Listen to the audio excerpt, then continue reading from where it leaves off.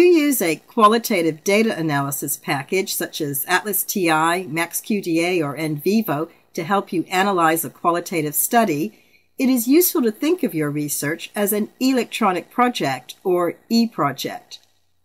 An e-project is a container that holds and organizes all your research materials. That includes the data for your project, which can be photographs, videos,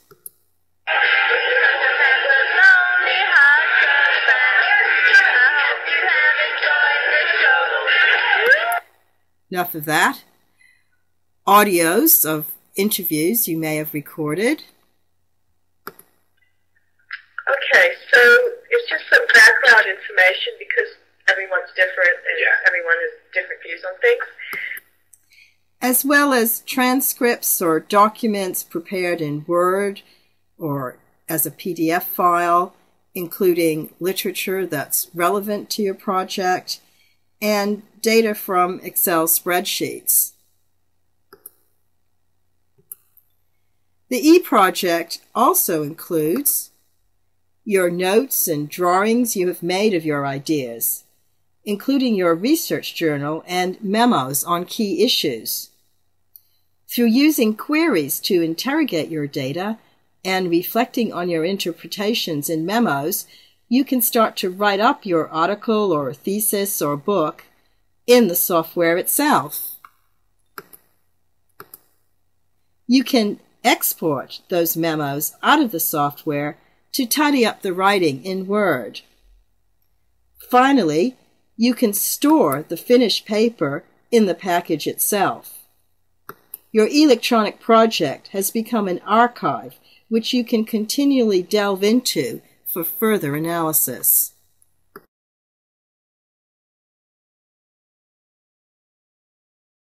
A qualitative data analysis package does not analyze your data. You, the researcher, has to do the analysis. But a software package has many tools to support the iterative process which qualitative analysis requires. All qualitative projects need to start with a project statement or protocol which contains the research questions. This example is looking at barriers to prenatal care by low-income women. In the journal, the researcher reflected on how she was going to collect the data. In this case, a number of focus groups were conducted with low-income women. There were 10 broad topics covered in the focus groups. One advantage of using software is that it can automatically code for structured transcripts, so it automatically sorted all the responses for the 10 broad areas across the focus groups.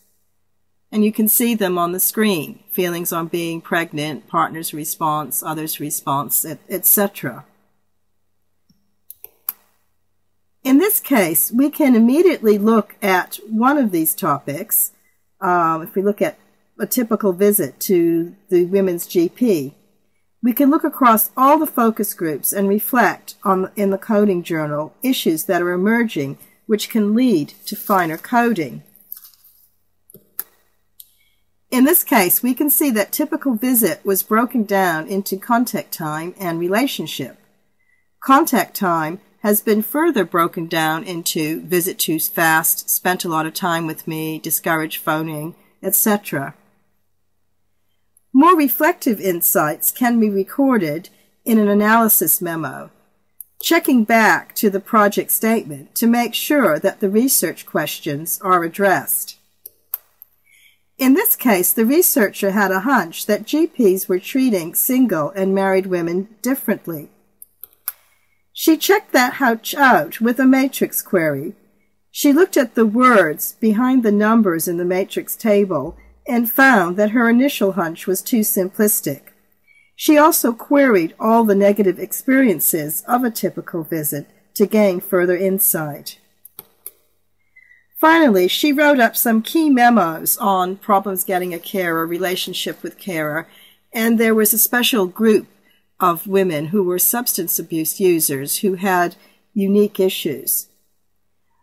The software helps by organizing the researcher's ideas or codes.